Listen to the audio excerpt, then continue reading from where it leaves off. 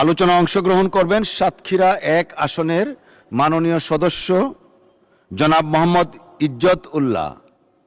জনাব মোহাম্মদ ইজ্জত উল্লাহ, আপনার সময় ৮ মিনিট। ধন্যবাদ আপনাকে। নাহমাদুহু ওয়া নুসাল্লি আলা রাসূলিহিল কারীম। মাননীয় স্পিকার, আপনাকে ধন্যবাদ এবং সকলের উদ্দেশ্যে আমার সালাম। আসসালামু আলাইকুম ওয়া রাহমাতুল্লাহ। আমাদের সম্মানিত অর্থমন্ত্রী 2026-2027 অর্থ বছরের জন্য 9,38,000 কোটি টাকার বাজেট তিনি দিয়েছেন। 6,95,000 টাকা রাজস্ব আমরা পাবো, এই টার্গেট ধরা হয়েছে। মাননীয় স্পিকার, ঘাটতি বাজেট হলো 2,43,000 কোটি টাকা। কিন্তু আমরা কথা সবাই জানি যে আমরা আমাদের যে রাজস্ব প্রাপ্তির যে টার্গেট ধরা হয় সেটা আমরা অর্জন করতে পারি না। বিগত 3 বছর তার উৎকৃষ্ট প্রমাণ। সেই হিসাবে ধরলে আমাদের কাছে প্রায় 3 লক্ষ কোটি টাকার ঘাটতি বাজেট বললে অত্যুক্তি হবে না।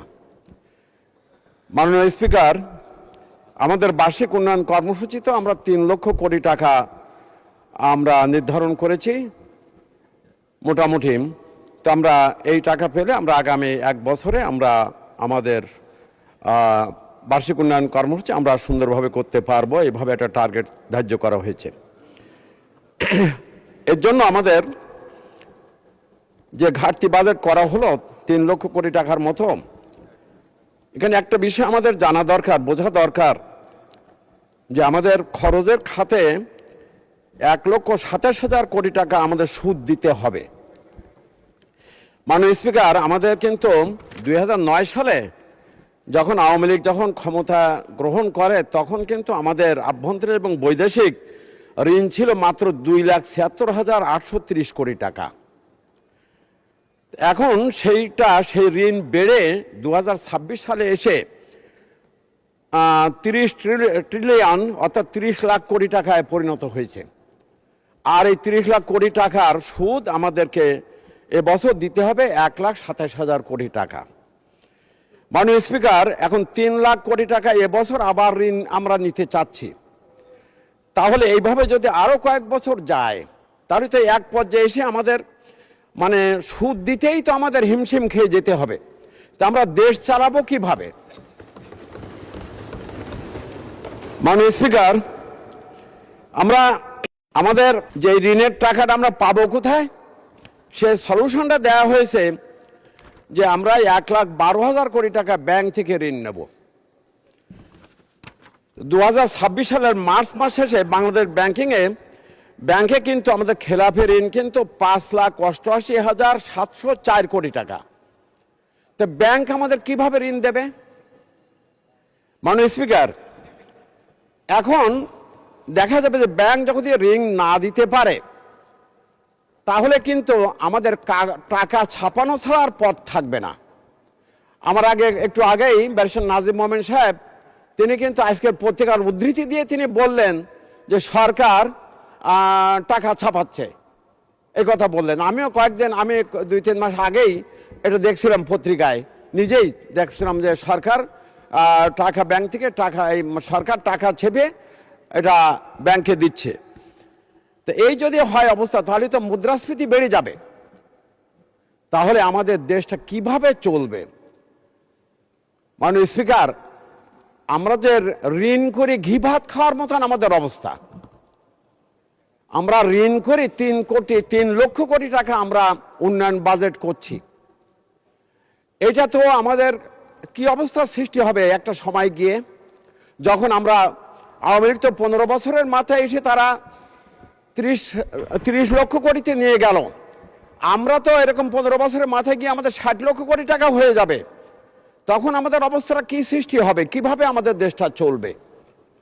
মাননীয় স্পিকার, আমি একটা কথা বলতে চাই, বাংলাদেশের জনগণ কিন্তু কারো খাড়ার মাছ না, কারো খাড়ার মাছ না। এই জনগণ তারা গণ অভ্যুত্থান করে আওয়ামী লীগকে দেশ ছাড়া করেছে। বিএনপি জামাতকে ভাবতে হবে, আমরা যদি সুশাসন দিতে না পারি আমরা চাঁদাবাজি, ধান্দাবাজি, টেন্ডারবাজি করে যদি দেশ চালাতে চাই, আমাদেরও পরিণতি কি হবে এটা ভেবে দেখা দরকার। মাননীয় স্পিকার, তাদের তো যাওয়ার জায়গা আছে, বিএনপি জামাতের যাওয়ার কিন্তু জায়গা নেই। এই জন্য না, আমি মনে করি যে আমরা গণতান্ত্রিক রাজনীতিতে সরকারি দল বিরোধী দল মিলেই একটা সরকার। আমাদের সরকারি বন্ধুরা অসহিষ্ণু হন, প্রায় বলেন যে বিরোধী দলীয় নেতারা এই কথা বলেন, ওই কথা বলেন। একটা বাজেট পেশ করা হয়েছে, এই বাজেটের উপরে চুলচেরা বিশ্লেষণ হবে, তারপর সবাই মিলে আমরা একটা বাজেট করবো, সেই বাজেটটা আমাদের গভর্নমেন্ট সবাই মিলে আমরা এটা বাস্তবায়ন করব। এটাই তো হতে হবে। তা আমরা যা পেশ করাবে তাই তার শুধু গুণগান গাবো, তাহলে তো হলো না। মাননীয় স্পিকার, এই জন্য আমি মনে করি যে আমরা সরকারের সরকারি দল বিরোধী দল, তা যদি না হবে, তা আমাদের বিরোধী দলীয় নেতাকে ফ্ল্যাগ দেওয়া হয় কেন? মন্ত্রী পদমর্যাদা দেওয়া হলো কেন? বড় বড় বিশাল বিশাল অফিস দেওয়া হয়েছে কেন? বিরোধী দল গণতান্ত্রিক রাজনীতিতে সরকারের একটা পার্ট। অতএব আমাদেরকে এই সরকারকে সুন্দরভাবে চলতে হবে, দেশের মানুষের চাহিদা মেটাতে হবে, সুশাসন দিতে হবে, দেশের জনগণের ভাগ্য উন্নয়নে আমাদের সেই সংগ্রাম আমাদের রাখতে হবে, এবং দেশের মানুষ যেন খেয়ে পরে বাঁচতে পারে সেই ব্যবস্থা আমাদের করতে হবে। মাননীয় স্পিকার, এই জন্য মনে করি আমাদের চিন্তা ভাবনা করে আমাদের বাজেট করা দরকার, আমাদের উন্নয়ন বাজেট কমানো দরকার, এবং আমাদের আয় বাড়ানো দরকার।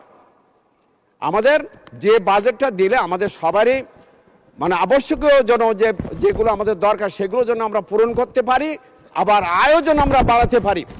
এই ব্যাপারে আমার পরামর্শ হলো এই যে আমরা যেমন একসঙ্গে মিলে সরকারি দল বিরোধী দল মিলে একটা কমিটি গঠন করে বিদ্যুৎ সমস্যার সমাধান করা হয়েছিল, ঠিক তদ্রূপ আমি মনে করি আগামী বাজেটকে সামনে রেখে সরকারি দল বিরোধী দল মিলে একটা প্রচেষ্টা অব্যাহত রাখা দরকার। মাননীয় স্পিকার, আমাকে একটু সময় দিতে হবে আমার এলাকার কথা বলার জন্য। আমার সাতক্ষীরার যে সাতক্ষীরার রেল লাইনের জন্য মাননীয় স্পিকার, এবার বাজেটে বরাদ্দ রাখা হয়নি। আমি মাননীয় অর্থমন্ত্রীর কাছে বিনয়ের সঙ্গে অনুরোধ করব, এবছর আমার সাতক্ষীরার রেল লাইনের কাজ শুরু করতেই হবে।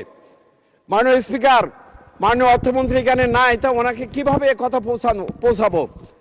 এই বাজেটে বরাদ্দ দেওয়াই লাগবে।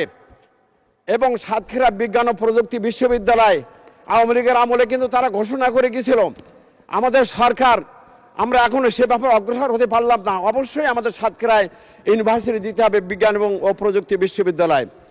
মাননীয় স্পিকার, আমাদের তালায় পৌরসভা এবং পাটিকার উপজেলা, এইটা আমাদের খুবই জরুরি দরকার। এইটা আমরা মাননীয় সদস্য 2 মিনিট বাড়ানো হলো। 3টা মিনিট সময়। আমি তো দেশের কথা বলেছি, জাতির কথা বলেছি, আমি তো আমার এলাকার কথা বলতে পারিনি। মাননীয় স্পিকার,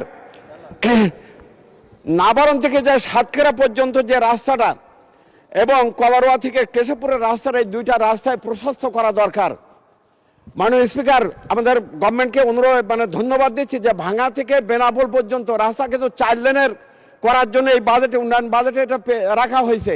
আমার শুধু দাবি হলো যে শুধু বেনাপোল পর্যন্ত না, যে ভাঙা থেকে সাতক্ষীরা পর্যন্ত 4 লেন করা হোক ভায়া নাবারণ, এইটুকু করলে তো হয়ে যায়। বেনাপোলটাও হবে, সাতক্ষীরা পর্যন্ত হবে। আমার জলবদ্ধতা নিরসনের জন্য ব্যবস্থা নিতে হবে।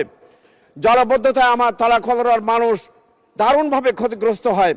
সারা দেশে যে স্বতন্ত্র ইবতেদায়ী মাদ্রাসা, এগুলো সরকারিকরণের জন্য উদ্যোগ নিতে হবে। মাননীয় স্পিকার, আমার এলাকার ইন্ডিয়ান লোক, আরেকজন সরকারি এলাকার লোকেরা বলছিলেন, ইন্ডিয়ান লোকেরা যারা আসছিল তাদের জায়গা জমি কিন্তু তারা বিক্রি করতে পারে না। মাননীয় স্পিকার, এই যে এনিমি প্রপার্টি হয়ে রয়েছে, এইটা লাখ লাখ মানুষ ক্ষতিগ্রস্ত হচ্ছে। এই ব্যাপারে গভর্নমেন্টকে প্রয়োজনীয় ব্যবস্থা নেওয়ার জন্য অনুরোধ করছি।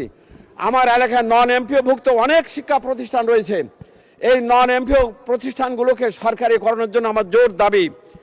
মাননীয় স্পিকার, বিভিন্ন জায়গায় যেখানে গিয়েছি একাডেমিক ভবন চাই, তো আমার এলাকায় এরকম বহু জায়গার বহু শিক্ষা প্রতিষ্ঠানের এমপিও ভুক্ত প্রতিষ্ঠান, যেগুলো কলেজ, মাদ্রাসা, স্কুল, একাডেমিক ভবনের জন্য আমার জোর দাবি।